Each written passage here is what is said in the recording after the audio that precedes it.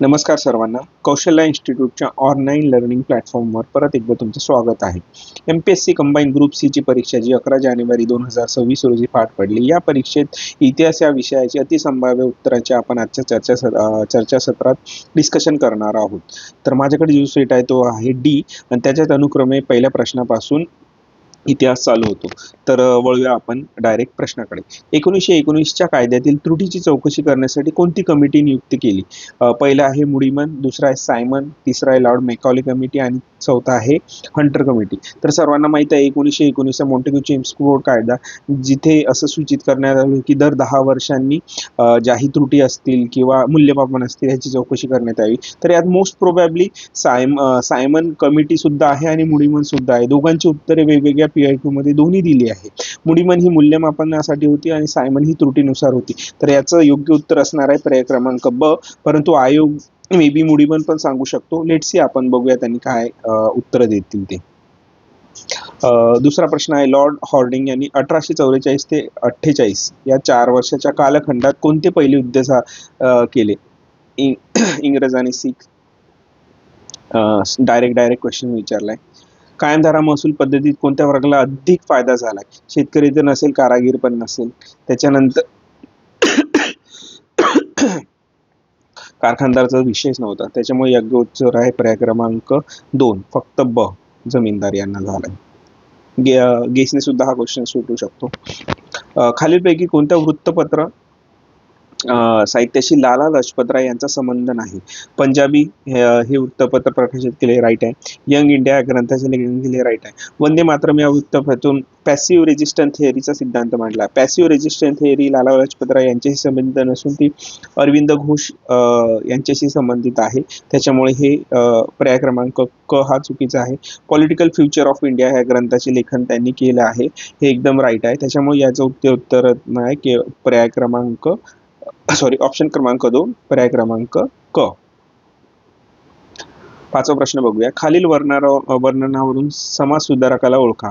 त्यांनी ज्ञानप्रकाश हे मराठी वृत्तपत्र काढले. जस्टिस ऑफ द पीस आणि राव बहादूर, डायरेक्ट गोपाळ हरी देशमुख. PYQ. पुढचा आहे, खालील विधानांनी वाचून कोणत्या स्त्री समाज सुधारकाच्या कार्याची आर्य महिला समाज आणि शारदा संस्थेच्या स्त्री उद्धारक ह्या सक्रिय होत्या. कैसर हिंद, डायरेक्ट रमाबाई रानडे, पर्याय क्रमांक 3.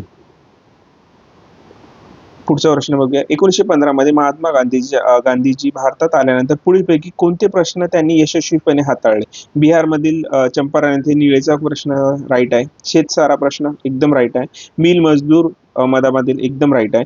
मुस्लिमांसाठी स्वतंत्र मतदारसंघाची स्थापना, हे सुद्धा कमी अधिक प्रमाणात राईट आहे, कारण की 1916 मध्ये जो लखनौ करार झाला होता त्यानुसार मुस्लिमांसाठी स्वतंत्र मतदारसंघांची निर्मिती करण्यात यावी असं काँग्रेस थ्रू पास झालं होतं. यात सुद्धा गांधीजी त्यांचा इन्व्हॉल्वमेंट होता. तर याचं योग्य उत्तर असणार आहे आयदर अ, ब, क, ड या फिर अ, ब, क. लेट्स सी 1 किंवा 4 मध्ये जे आयोग उत्तर देतील ते. पुढचा प्रश्न बघूया.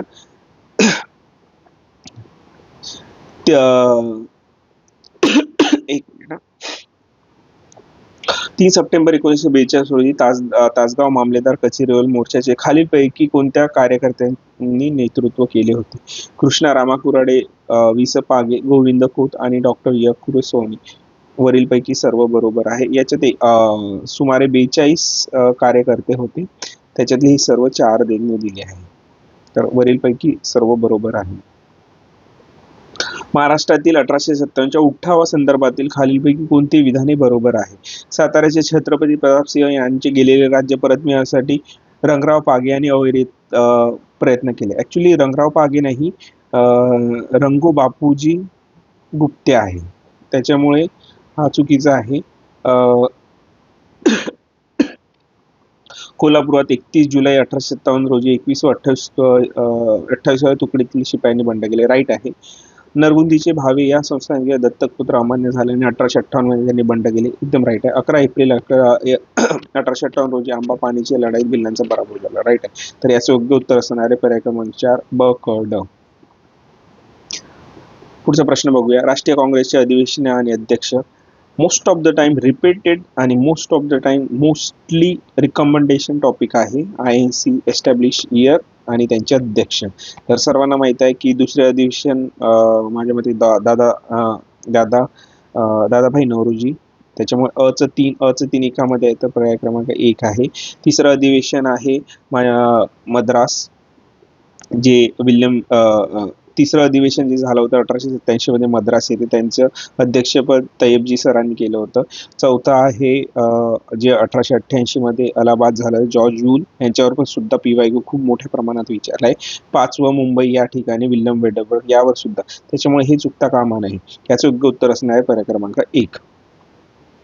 अशा प्रकारे ही इतिहासाची कमी अधिक प्रमाणात आपण संभाव्य उत्तर घेतली आहे. तरी 2 असे प्रश्न आहेत ज्याची उत्तरं आपण की आल्यावरच चेक करावी, अन्यथा बाकीचे प्रश्न कमी जास्त प्रमाणात बरोबरच आहे. थँक्यू.